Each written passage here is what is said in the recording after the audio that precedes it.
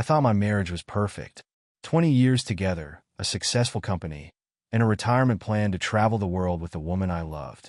But one night changed everything. In hotel room 917, I discovered a truth so devastating, it made me realize my entire life had been built on lies. What I heard through that door wasn't just betrayal.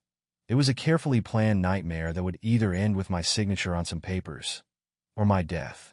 I used to think I had it all figured out. I had spent the last 20 years building my company from the ground up, turning it into a multi-million-dollar business. I worked tirelessly, made sacrifices, and played the long game. And now, finally, I was at the finish line. I was about to sell the company and retire early. The dream was simple: travel the world with my wife, Christina. After years of grinding, I could finally enjoy the fruits of my labor. Christina and I had been together for over 20 years. We met young, fell hard, and built a life together. She was beautiful, smart, and had a way of making people feel at ease. She ran a charity organization, something she had been passionate about for as long as I could remember. With our son, Jake, off at college now, I thought this was our time to reconnect. Just the two of us like it used to be. But something felt off. I ignored it at first. Maybe it was just the stress of the transition. Selling a company wasn't easy. There were lawyers, contracts, and endless meetings. But it wasn't just that. Christina had changed. She was distant, cold even. I told myself it was just in my head, that I was overanalyzing things.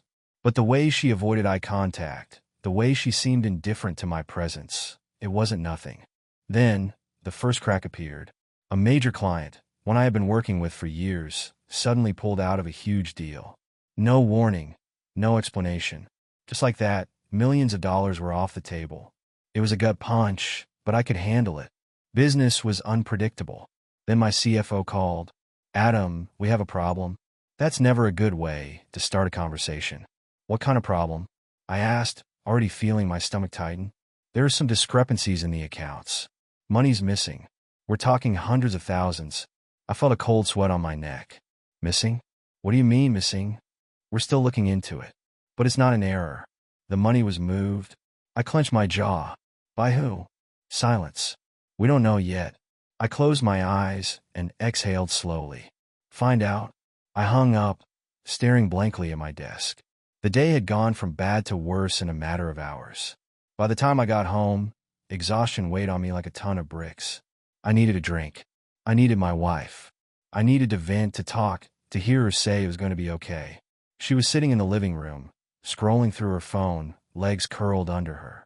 She looked up as I walked in, but didn't smile. "Hey," I said, dropping my briefcase by the door. "Hey." Her voice was flat. I sat down across from her, rubbing my face. "Rough day." She didn't ask why. Didn't even look curious. I sighed. "One of our biggest clients walked away from a deal today." "Just like that, gone?" She nodded absently, still looking at her phone. "And to make things worse, there's money missing from the company. A lot of it. We're trying to figure out where it went." I waited for her to say something else, to ask me what happened, to offer words of encouragement. Something. Nothing. I stared at her. "Christina?" Finally, she looked up. "What?" I forced a smile. "I just told you I might be in serious financial trouble. You don't have anything to say about that." She sighed, setting her phone down. "Adam, you always figure these things out. What do you want me to say?" I blinked. That was it. I had expected concern, maybe even anger. But this was something else. A strange feeling settled in my chest. I didn't know it yet, but this was only the beginning. I don't know when Christina started hiding things from me, but lately, it was impossible to ignore. It started with her phone. Before, she'd use it openly. Now, she tilted the screen away whenever I walked in. At night, when she thought I was asleep, I'd hear the soft taps of her fingers typing. One night, curiosity got the better of me. I turned over just enough to see her face, lit by the glow of her screen. She was smiling. Not just a small grin, a real, amused smile. A smile I hadn't seen in a long time. The second she noticed me stir, she locked her phone and turned away. That was the first time I felt it, that deep, gut-wrenching feeling that something was really, really wrong. Jake came home that weekend. "Is Mom home?" he asked, dropping his bag by the door. "She had a meeting," I said. Later that night, we sat in the living room, but Jake wasn't watching the game. He kept glancing at his phone, tapping his fingers against his leg. Finally, he sighed. Is everything okay with Mom? That question again. I exhaled. Why do you ask? She's just different. He hesitated. She barely answers my texts, and when she does, it's like I'm bothering her. I clench my jaw. Yeah, I've noticed. Neither of us said it out loud, but we were both thinking it. What changed? The next morning, I met up with Mark. Mark had been my best friend for years. We built our businesses side by side, and I trusted him more than anyone. Which is why, when he offered me a deal that could save my company, I should have felt relieved. Instead, something felt off. We have an investor looking for a solid business to back, he said, leaning forward. They're willing to put in a lot of money. I narrowed my eyes. Why my company?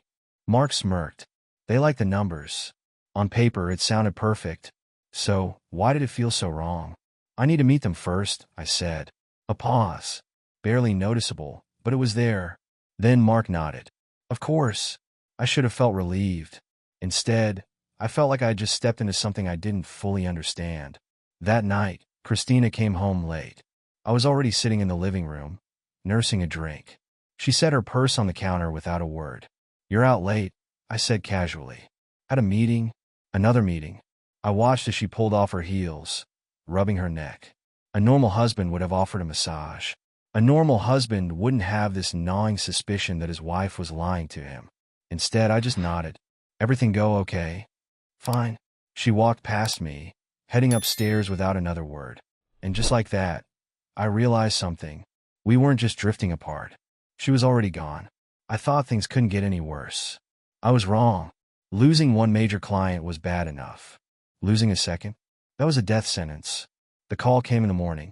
My assistant looked pale when she handed me the phone. I already knew what was coming. Adam, we're pulling out of the contract, the voice on the other end said. I kept my tone calm. Mind if I ask why? A pause. Too long of a pause. It's just not the right fit anymore. Bullshit. Deals worth millions don't just fall apart because they're not the right fit. Something was happening behind the scenes, but I had no proof. When I hung up, I sat there, gripping the phone so hard my knuckles turned white. First, money disappearing, now this. Mark's perfectly timed offer from a mystery investor suddenly felt even more suspicious. I came home late that night, exhausted.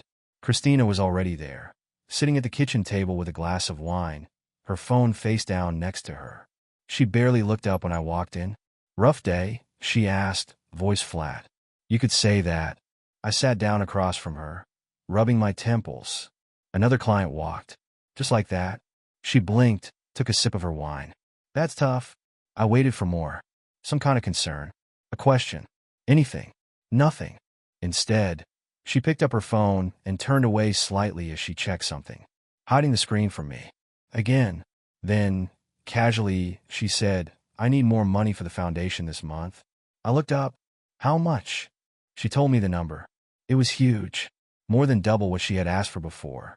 Christina, I said slowly, where exactly is this money going? Her eyes flashed. Why are you questioning me? I'm not questioning you.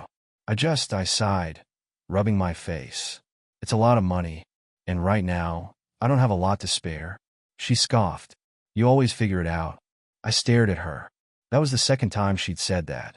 Before I could respond, she grabbed her phone and stood up. I'm taking a bath. And just like that, the conversation was over. That night, something woke me up. The bed shifted. The sound of fabric rustling. I turned my head slightly, just enough to see Christina slipping out of bed. She grabbed her phone off the nightstand and crept out of the room. I glanced at the clock. 2:17 a.m. My stomach twisted. I waited a minute, then got up, moving as quietly as I could. I followed the faint glow of light coming from downstairs. When I reached the hallway, I saw her, standing near the front door, fully dressed, whispering into her phone.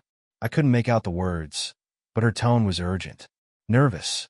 Then, she grabbed her purse and slipped outside. I moved fast, reaching the window just in time to see her get into a car. A black car. Not hers. My chest tightened. She wasn't just hiding something. She was actively sneaking out in the middle of the night. I stood there, heart pounding, watching the taillights fade into the darkness. I could no longer lie to myself. Something was very, very wrong. I wasn't expecting a visitor that morning. I was sitting in my office, buried under financial reports, trying to figure out how the hell my company was bleeding out so fast, when my assistant knocked on the door. "There's someone here to see you," she said, looking unsure. "He says his name is Lorenzo. Claims it's important." The name didn't ring a bell. But when the man walked in, he looked at me like he knew exactly who I was. Lorenzo was in his 60s, tall, well-dressed, but with the sharp eyes of someone who had seen things most people hadn't. He didn't waste time. "You don't know me, but I know your wife," he said, lowering himself into the chair across from me. "We used to do business together." I sat up straighter. "What kind of business?" He smiled, but it wasn't friendly. "Let's just say I learned the hard way that Christina isn't who she pretends to be." Something about the way he said it sent a cold ripple down my spine. "You should keep a close eye on your money, Adam," he continued. "And your wife." I clenched my jaw. "What are you trying to say?" "I'm saying that people don't change. And if Christina's acting different, there's a reason for it." That was all he gave me. No details, no accusations. Just a warning before he got up and walked out like he had never been there. But his words stuck with me. That night, I confronted Christina. I waited until we were alone in the kitchen, the hum of the dishwasher filling the silence between us. "You ever heard of a guy named Lorenzo?" I asked casually, pouring myself a drink. I barely had time to take a sip before her expression completely changed. Her whole body tensed. "Where did you hear that name?" I raised an eyebrow. "So you do know him?" She let out a short, forced laugh. "What? Did he come here spinning some ridiculous story?" "He's a liar, Adam. A bitter old man with a grudge. He told me to keep an eye on my money. And on you." Her face flashed with anger. "And you believed him?" "I didn't say that." "You didn't have to." She slammed the dishwasher shut harder than necessary. "I can't believe this. You actually think I'd..." She shook her head and grabbed her wine glass. "You know what? I don't have to explain myself to you." She stormed off before I could push her further, which meant Lorenzo had hit a nerve. Later that night, I went to grab something from Christina's car. She had asked me to bring in a box she left in the trunk. The second I opened the door, I smelled it. Cologne. Expensive. And definitely not mine. I froze. It was faint, but unmistakable. The scent clung to the leather, the air inside the car heavy with it. I stood there, gripping the edge of the door, my pulse hammering in my ears. The logical part of my brain tried to explain it away. Maybe she gave someone a ride. Maybe it was from a meeting. Maybe. No, I wasn't an idiot. Lorenzo's words echoed in my head. People don't change.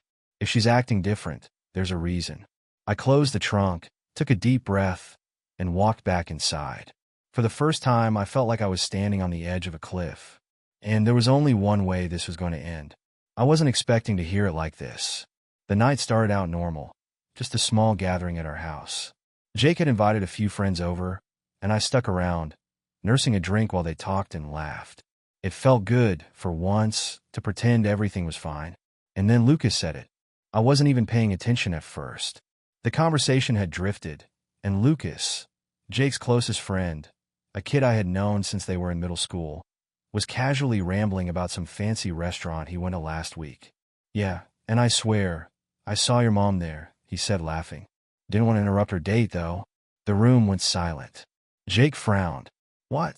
Lucas, completely oblivious, kept talking. "She was with some guy. Thought it was your dad at first, but nah. Different dude. Older, well-dressed. They looked, I don't know, close." My stomach dropped. Jake let out a forced laugh. "Man, you're messing with me." Lucas blinked, realizing he might have said something wrong. "No, dude, I swear. I figured it was like a work thing or whatever." He scratched the back of his head. "Was kinda late, though." Jake glanced at me. I forced a casual chuckle, even though my hands had gone cold. "Yeah, your mom has a lot of charity meetings," I said, my voice unnaturally steady. "Probably just business." I took a sip of my drink, acting like it didn't matter, like I wasn't suddenly barely breathing. I didn't say another word for the rest of the night. When everyone was gone and Jake went upstairs, I went straight to my office. I had ignored the red flags for too long. Now, I needed proof. I logged into our joint account and started going through transactions. Christina had always handled most of the household expenses, so I hadn't paid close attention before. But now I saw the pattern. Every couple of weeks, large sums were being transferred to an account I didn't recognize. Tens of thousands. Always just after she had asked me for money. I clenched my jaw, scrolling back months. The payments had been happening for a long time. A very long time. I leaned back in my chair, my heart hammering. Was she paying someone off? Hiding money? Funding a whole separate life behind my back? A part of me wanted to believe there was some logical explanation. The rest of me knew better. I made up my mind that night. No more wondering. No more guessing. The next time she said she had a late meeting, I was following her, and I had a feeling I wasn't going to like what I found. I told myself I needed proof. That's how I justified it. That's how I convinced myself to follow her. When Christina left that evening, dressed a little too well for a charity dinner, I waited exactly 5 minutes before grabbing my keys and heading out. I kept my distance, careful not to get too close. She drove across town, past the restaurants and bars, past places where you'd expect a charity event to be held. And then she pulled into a hotel parking lot. My stomach dropped.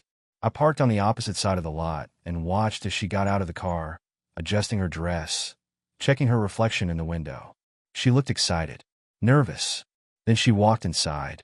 Less than a minute later, another car pulled up. Mark. I gripped the steering wheel so tight my knuckles turned white. It wasn't just some random guy. It was my best friend, my business partner. I already knew, but knowing and seeing are two different things. I got out of the car and followed them inside. I didn't rush. I needed to be smart. If they saw me, I wouldn't get the answers I needed. The hotel lobby was quiet, dimly lit. Christina and Mark were already at the front desk. She leaned into him, laughing softly as he took the keycard. My chest burned. I waited until they stepped into the elevator before heading to the front desk myself. The clerk barely looked up. Checking in? No, I said.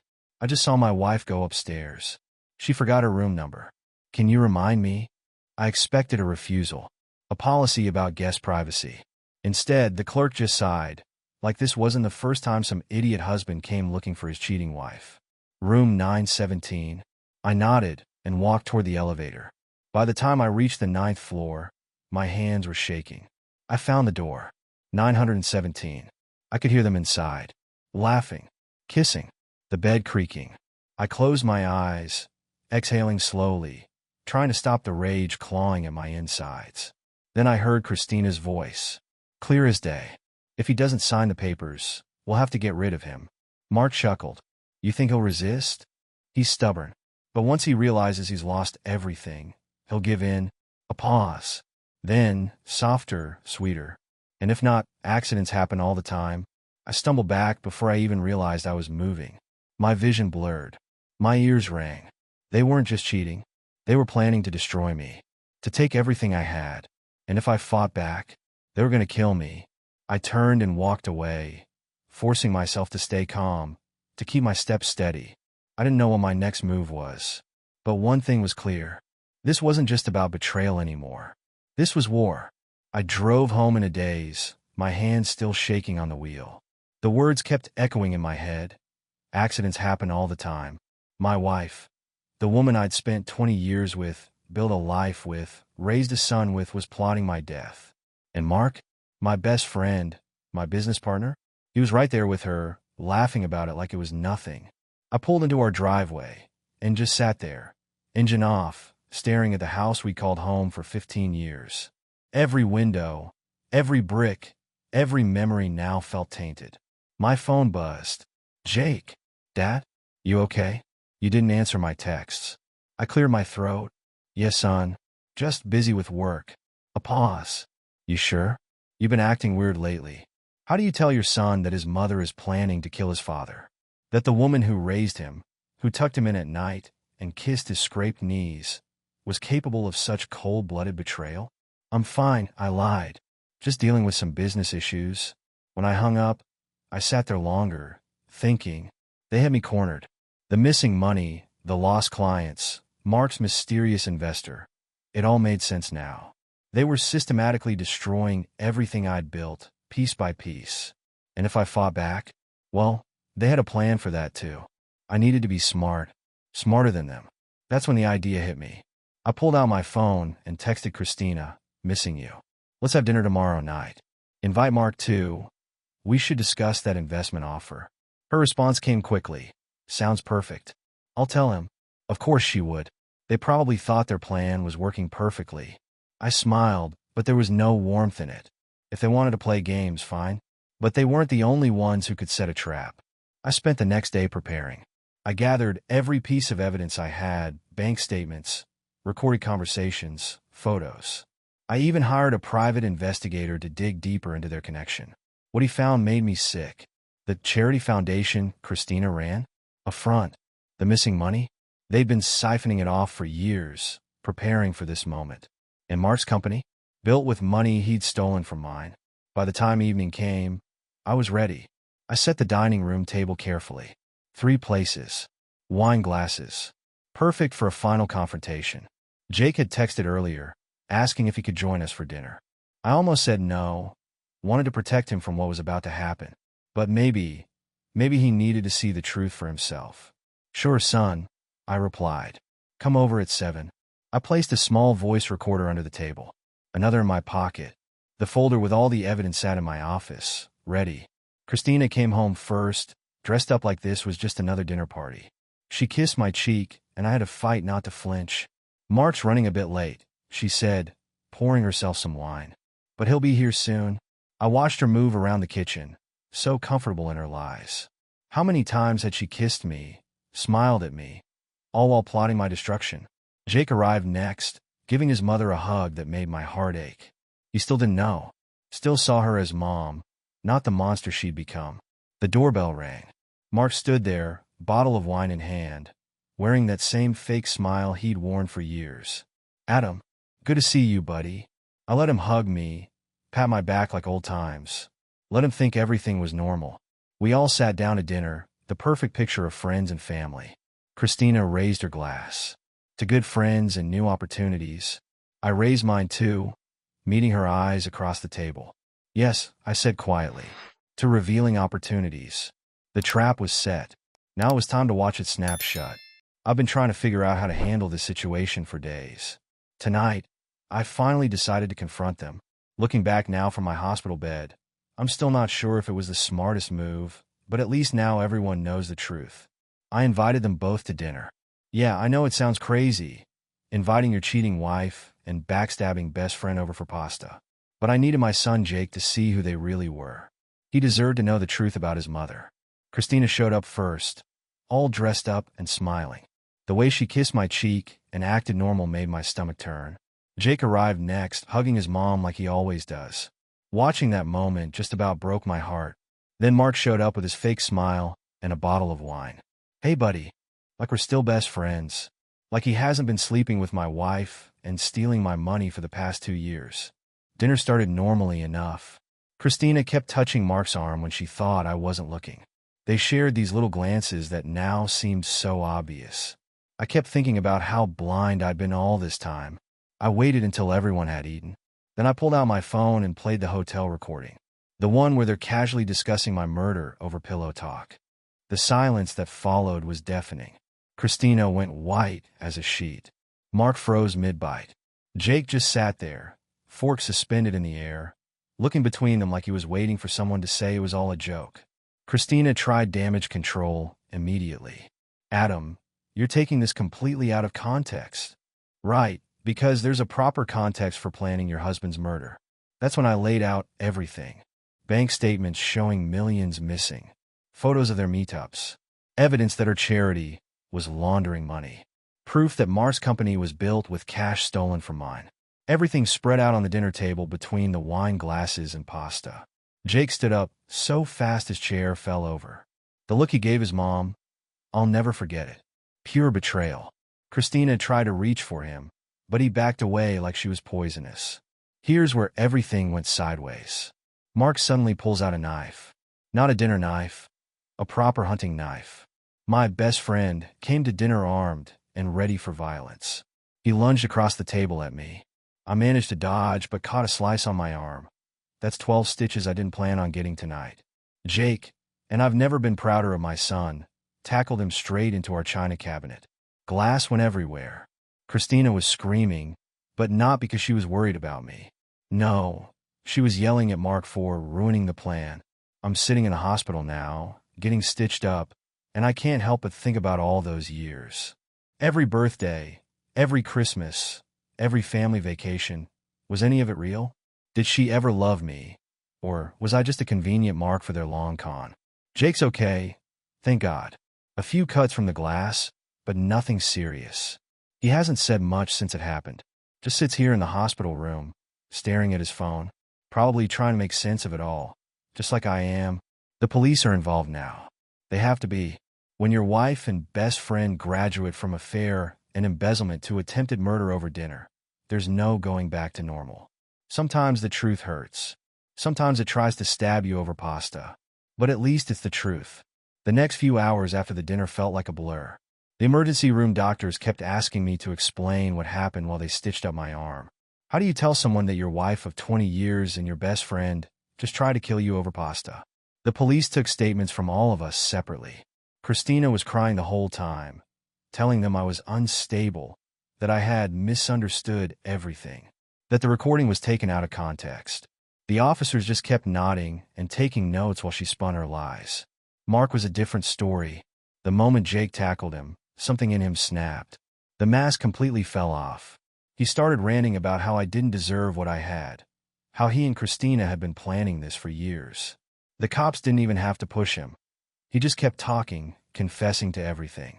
The detective pulled me aside after taking Mark's statement. "You're lucky," he said. "Most people don't survive when their spouse plans something like this." He showed me photos of Mark's car. They found another knife, rope, and a tarp in his trunk. This wasn't just a spontaneous attack. They had a backup plan ready. Christina kept trying to talk to Jake, but he wouldn't even look at her. "How could you do this to Dad?" He finally exploded. "Were you really going to kill him? Your own husband? My father?" She started with the waterworks again, saying she never meant for any of this to happen, that Mark had manipulated her. But Jake wasn't buying it. Neither was I. The recordings were clear. She had been just as involved in planning my accident as Mark was. The way she talked about it so casually over pillow talk with him still makes my skin crawl. The police found more evidence at their secret apartment. Yeah, they had a whole apartment I never knew about. Years of documents showing how they'd been stealing from my company. Plans for what they would do after I was gone. They even had a draft of my suicide note. Can you believe that? They were going to make it look like I killed myself after discovering the company was bankrupt. The scary part? Their plan might have worked if I hadn't caught them at the hotel. They had thought of everything, the fake charity, the shell companies, the gradual destruction of my business. They were going to wait until I was at my lowest point before staging my suicide. Christina got released on bail. Her parents put up their house as collateral. Mark wasn't so lucky. With the weapons in his car and his confession at the scene, they're holding him without bail. My lawyer says he's looking at serious time. But this isn't over. Christina's still out there, and she's desperate now. She keeps trying to call me, leaving messages about how she can explain everything. Yesterday, she showed up at my office, causing such a scene that security had to remove her. She was screaming that she still loves me, that we can fix this. Fix this? How do you fix finding out that the mother of your child was planning your murder? The restraining order goes into effect tomorrow. My lawyer says we have a solid case against both of them. Attempted murder, conspiracy, grand theft, fraud. The list keeps growing as they uncover more evidence. Jake's staying with me now. Neither of us sleeps much. Every noise makes us jump, wondering if Christina or one of Mark's friends might try something. The police say we're being paranoid, but they didn't hear them planning my death like it was a grocery list. I keep thinking about something the detective said. The most dangerous time is when they realize they've lost everything.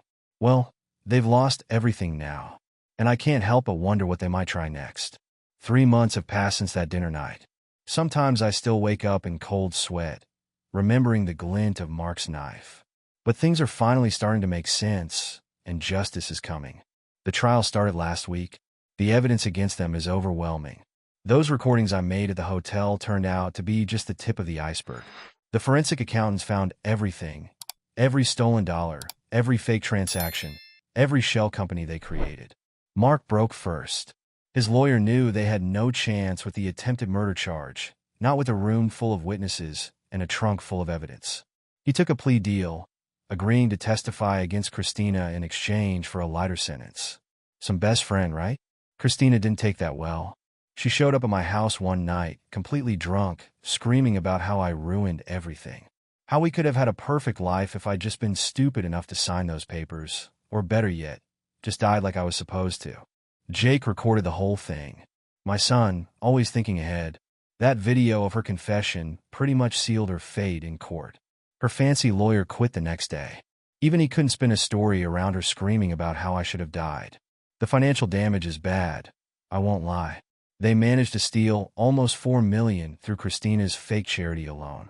The company's reputation took a hit, but surprisingly, most of our clients stuck with us. Turns out having your wife try to kill you generates a lot of sympathy in the business world. Lorenzo, remember him? The guy who tried to warn me? He came to testify too. Turns out Christina and Mark had pulled something similar with his company years ago. They didn't try to kill him, but they stole enough to nearly bankrupt him. He'd been tracking them ever since, waiting for them to slip up. The prosecutors say Mark's looking at 15 years minimum. Christina's trial is still ongoing, but with the evidence they have, she'll probably get at least 10. Her parents finally stopped defending her after they heard the recordings. Hard to justify your daughter planning her husband's murder over pillow talk with his best friend. Jake's doing better now. He's back at college, trying to move on with his life. We talk every day. Sometimes about what happened, sometimes about nothing at all. The therapist says we're both handling it as well as anyone could. I'm selling the house. Too many memories, too many ghosts. Found a smaller place closer to Jake's school. It's time for a fresh start. The divorce was finalized yesterday. 20 years of marriage ended with the stroke of a pen. The judge took one look at the evidence, and Christina got nothing. Not a penny. Her lawyer tried to argue that she deserved half the company's value. The judge asked if that included the money she stole. That shut them up pretty quick. You know what's funny? I actually feel sorry for them. Not because of the jail time. They deserve every second of that. But imagine living your whole life so focused on money and greed that you try to kill someone who loved you. What a hollow way to exist. I'm not the same naive guy I was 3 months ago. The man who trusted blindly and loved completely? He died that night at the dinner table. But maybe that's not such a bad thing. Sometimes you need to lose everything to realize what's really important. The company's recovering. I'm recovering. Life goes on, just with better locks on my doors and a much better security system.